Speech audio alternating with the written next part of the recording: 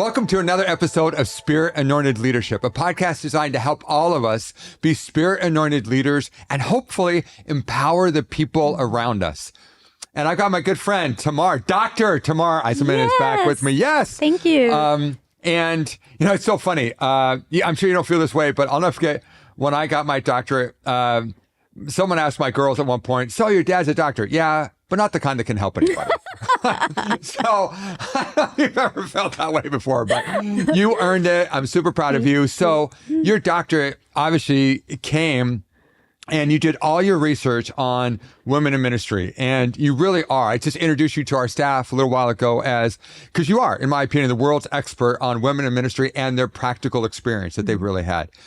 And we already did one episode with you, really to talk about that research. And, you know, you sent it out and you got a 31% response rate, which is off the charts. Yes. But I really want, and so you got into the hearts and the minds of women. You got, you know, remind me, how many, was it almost 4,000 pages Over worth of 4,000 pages worth of data came back from them telling their stories, which I just have to stop and thank all the women in the Wesleyan Church who filled out that survey, who participated in the focus group, and really just shared their stories with me. Yes, absolutely. Yeah. What we want to do today is just be, we want to take that research and bring it down to the pragmatic, practical level. I just want to pick your brain for a little while. And you and I are good enough friends, and you can give me grief right back if you want to. I totally trust you. But I want you, Tamar, to speak to that young woman of God who might be 20, 21, 22, or 25 or whatever.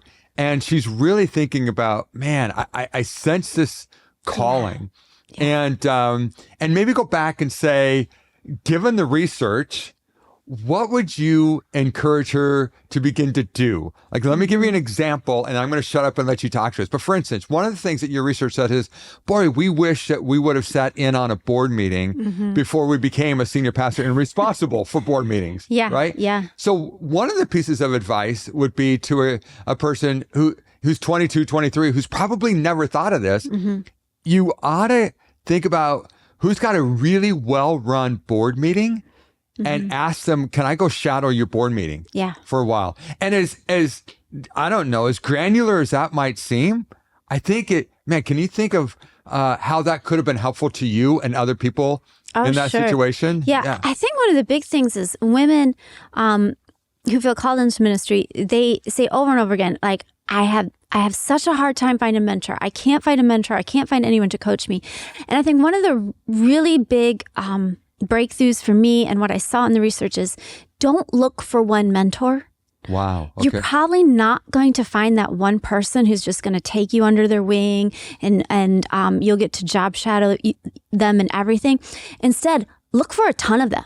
Okay. And look for someone like, hey, will you let me sit in on a board meeting? Hey, well, can I go with you when you go to the hospital to visit someone, or someone who's really good with stewardship? You know, find a bunch of different mentors, because guys who are leading in ministry are more likely to say yes to just mentoring you and giving you one opportunity to being that like side-by-side apprentice kind of mentor relationship. Yeah. And we should talk about that perhaps before we're done today, about how we can handle those things really well, because I think we need to go ahead and go down that road. But I think you're brilliant there. I think encouraging young women, and this is true about young men as well, it doesn't matter, but young women, just say, hey, maybe even to reach out to your district superintendent and say, who are some of the very best people in this district or in this region in this area? Yeah. As far as hospital visits, as far as board meetings, as far as staff development, as far as, as far as vision casting, whatever casting, it is you need, preaching, all that kind of stuff. Give me some names of some people that are really good, and then open the door for me. Reach out to them on my behalf and say, hey, so-and-so is going to be contacting you. I want to encourage you to open the door for them for some training in that. Is that fair? I think that's absolutely it. You know, it was huge for me because I often felt like, oh, I don't have a mentor. And then God really opened my eyes and said, I have given you like 100 mentors. Wow. And some of them you've known personally and they were only in your life for a short period. Some of them are people that you've been listening to at conferences, you know, and you just have to realize that God is going to provide exactly what you need to pursue the ministry he's calling you to. It may just not look like what you expect. Yes. Yeah. And so I would then take that and say, talk to me about when you actually asked. For instance, one of the things that I remember a few years ago, 3 years ago, when you became the pastor of Caring Community Church, and all of a sudden board meetings and dealing with all kinds of, you know, personalities on a board meeting or in a board, that kind of thing. Can I just ask you, what you reached out? I was one of the people that you reached out to. I was one of the, but I wasn't the only one that you reached out to. Talk to me about being comfortable enough to reach out and ask for help. I want to encourage you to encourage our young women and sometimes our young men to reach out and ask for help. Does that? Yeah, absolutely. I think sometimes for a woman, especially if you grew up in a denomination that wasn't affirming of women in ministry, you're just used to doors being shut in your face. Wow. And you have to realize that God is going to open doors for you. If he's calling you, he's going to open doors. And so that means two things. First of all, and this came up over and over again, if you're currently in a situation that is not allowing you to minister, you need to move. That was a huge learning. You need to. Jesus talks about going to communities. You know, he sent out his disciples 2 by 2, and go to the ones that welcome you, and the ones that don't, you shake the dust off your feet and move. And you move. And so many women get stuck, and they think that the situation they're in is the situation everywhere. And they won't move, where guys are much more likely to move. And I don't know if it has something to do with women also wanting roots and like nesting and this is our home and this is where I grew up and you know all that stuff. But you got to shake off the dust off your feet and move to a place that welcomes you. And the second thing is knowing that those doors are going to open if you ask and if you keep knocking. Yes. If you keep knocking, Jesus says that he will open the doors for you. Amen. So call the different people and say, hey, will you mentor me in this? Can I shadow you in this? And they may not be able to mentor you in everything, but if you ask for one specific thing, you'll probably get a yes. Yeah, absolutely. And it's very specific in that way. Be a huge help. Now, I want to go back to this whole idea of moving for a minute, because you mentioned something when you made a presentation to our staff that was so insightful and helpful for us that I want you to share here, because I just think it's so practical. And that is that you and your husband planted a church. And I want you to talk about your experience there for just a minute, but what you learned from the research, because all of a sudden what happened is some stuff came out in the research that actually helped you have good lenses, you know, on what happened in the past and why some of that stuff happened, and yet why it's now working. Because you said you're doing the exact same thing now that you did back. So talk to us about that, because I think there's some good learning there for us. It's really practical. So my husband and I were sent to plant a church in Mason, Michigan. And for 10 years, we just grinded it out trying to get a church off the ground. And we could get little small groups started here and there, but we could never really materialize a whole church. And it was so hard. And I remember looking at other guys who were church planting at the time and having success and being like, God, what do they got that I don't got?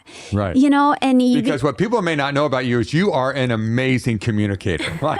I've said that about you so many times. You really are an amazing communicator. Yeah. But what it causes you to start comparison, and then you think, oh, like, do I have some kind of sin issues in my life that God's got to purify me of before he can use me in ministry? And you kind of internalize the failure, and it becomes shame. And then, so 10 years. 10 years in Mason, right? Never really get off the ground, minister to lots of people, but can never formalize a church. And then we go to Albion at Caring Community Church. And like from the get-go, the church is like up and to the right, people getting saved, people coming, the church is growing, baptism, everything's working. I spent probably the first year just in shock, waiting for the other ball to drop because, what is going on? And I'm like, all the prayers and fasting that I did in Mason, now they're being answered. I couldn't understand what the difference was.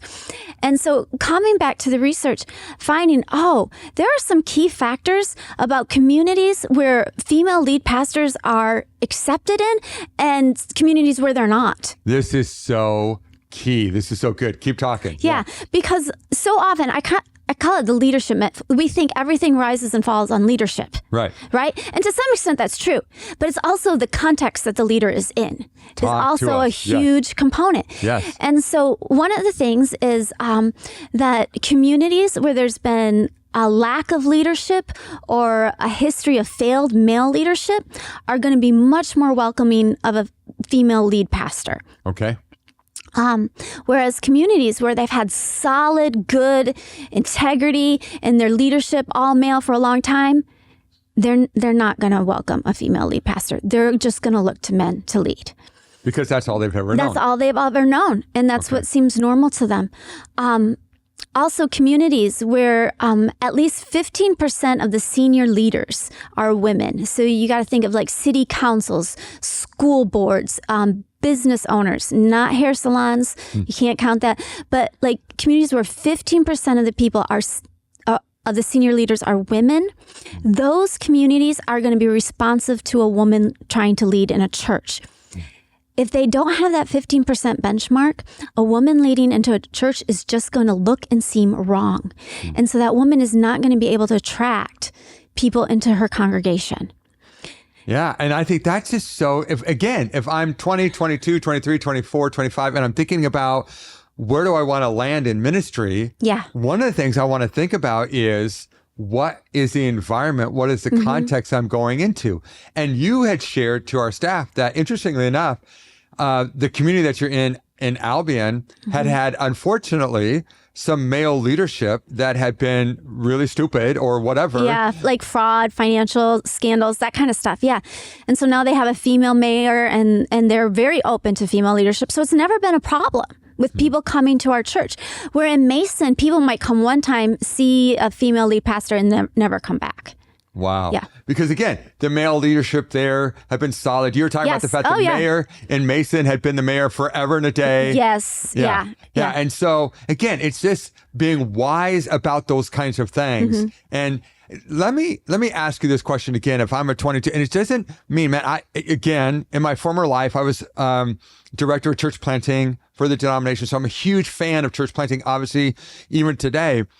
But you made a statement about, be careful if you're a woman about the kind of church planting situation that you're going into. Your situation in Mason is an example.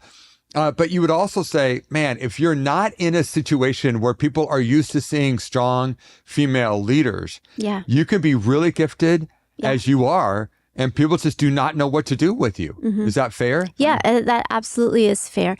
And, another thing is, if you're on staff at a church, this was another one, and the lead pastor does not 100% back you up, you need to move to a church where you have a lead pastor who does. And sometimes that's the lead pastor. Maybe they're personally comfortable with women in ministry, but they have late people, LBA members who aren't, and they're not willing to go to bat for you. You need to move to a church where you have unequivocal support from your lead pastor. And he's willing to open doors and take hits for you. Because that's really what it comes to. Like when those emails come from board members or people in the church, that he's willing to say, hey, no, this is our position and we're going to support her. Yeah. Praise God for that. I just think that's so true. And we just have to be willing to trust in the gifting that God has given us and say, I'm not going to sacrifice that gift. I'm going to do it in a humble way, but I'm not going to sacrifice that gifting that the Lord has given us. Okay, I want us to end our time with some coaching from you to us guys about how is it that we can effectively mentor women, and both women that are around our age and women that are younger than us or whatever. Talk to us about what that looks like and how to, just how to navigate that in a way. Because I think way too many guys haven't dealt with their stuff. They haven't really done the work they need to do so they can elevate women because they're afraid of the whole, they've bought into the Billy Graham rule or whatever it is. So can you give us some coaching about how it is that male pastors can work with female pastors and help them and not allow stupid stuff to get in the way? Yeah. What would you say to us? Well, I think you touched on something that, frankly, you're more apt to be able to talk about than me, and that's that as a male lead pastor, you got to work on your junk so that you can. You're not afraid to work with women who may be attractive. Like you are secure in your marriage and in your identity in Christ, and you're not looking for that affirmation in other places. So there's that personal spiritual formation you need. But that is so true. Is this that you, as the guy, and you said that's, that Chris, you're going to have to speak into that. And I agree with you. We have to do our work to make sure that we're getting, that our marriage is strong. And we have to, if we have to go to Christian counseling to make that happen, we've got to do that so that we are secure in our marriage. So we're getting our affirmation first from the Lord, second from our spouse. Yeah. And we're not looking for that somewhere else. Yeah. And if we haven't done that, then we need to go do that work. Yeah. Period. Period. You need it. You need it for your own soul. Yes. Yeah. So there's that issue. But beyond that, understand that when you mentor women in ministry, there's still boundaries, right? It's not that there's no boundaries. There's boundaries on what you discuss. Women don't need you to mentor them on personal issues or in their marriage. They need mentoring on skills. Yeah. Like, how do I lead a board meeting? How do I, equip new leaders? How do all of that? How to help me think through strategy? That kind of stuff is what they need mentoring on. A lot of it doesn't have to be done one-on-one. It can be done in group settings. Okay. And that's a big thing. They're saying, we're not invited to the retreats. We're not invited to the staff meetings. We're not, like, they want to be in the room where the conversation happens. Yeah. So just opening those doors for them. Mm-hmm. I think opening doors to allow them contact with other female lead pastors who may not be on staff with your church, but as a lead pastor, you might know of people that they don't know of. Yes. Because when you're at associate level pastor, a lot of times you don't know the other lead pastors in the district or the denomination. Sure. But as a lead pastor, you know who those people are, and making introductions and saying, hey, would you meet with my staff person for 3 hours and, talk about, she's got this issue she wants help with and stuff. You have the ability to open doors. So true. And just opening doors for her to lead, to be seen as a leader, is huge. And not fearing the ramifications of that. Yeah. Because as a lead pastor, will you get pushback from people in your congregation? Yeah, you will. Right. But we have to believe that in the long run, this is a huge thing that came up. Women talking about, like, I get up and preach and some people walk out. And I wonder, is it worth it? Is the people leaving the church worth me preaching, or should I just remain silent? At the end of the day, we have to believe that if we keep women from living out their God-given call, then there are all kinds of churches that are not getting leaders. Yep. There are all kinds of families that are not going to be transformed. Women have the ability to minister to people that you as a man may not. They're especially good at ministering to people with church hurt. Yeah. And we got a lot of people in America who have church hurt. Right. And so it really, you have to think about the bigger kingdom picture of what is sacrificed when women aren't given these opportunities to live out their calling. Yeah. So I want to encourage all of us, first of all, if you happen to be a woman who feels a sense of calling, you might be a young woman, you might be older, it doesn't matter. I just want to encourage you, please keep going after all that God has for you. Keep knocking, as Tamar says, as Jesus said, keep knocking on those doors and trust the Holy Spirit to open the doors. Again, if you're called, if you're anointed, God will open doors that only he can open. Look, if he can shine down a light on Saul and allow him to have a transforming experience on the road to Damascus, then he can come and meet you where you are. So keep knocking on those doors of mentoring opportunities and don't give up. Please don't give up. Because God, if God's called you, if he's anointed you, he's gifted you, then you've got to keep opening those doors. And if you're a guy, please, we've got to do everything that we can to make sure that we're giving women every opportunity they can to lead and lead well. And we need to take the hits for them. Come on, let's be men who will take the hits that sometimes we have to take, not because it's not what Jesus wants, but it's because it's not what our culture is used to. And there's a huge difference. Jesus may want that woman to be in a great place of leadership, and he's asking you to pave the way to help make that happen. And you can do that. I can do that. So let's do that. Do me a favor. Would you share this with either a young guy or a young gal that desperately needs to hear that needs to be encouraged? Would you like or subscribe to this podcast? We just want to serve you and minister to you every week, week in and week out. Let's be Spirit-Anointed leaders who allow Christ to be fully formed and fully expressed in all the gifts that he's given both women and men. I love you. Have a great week.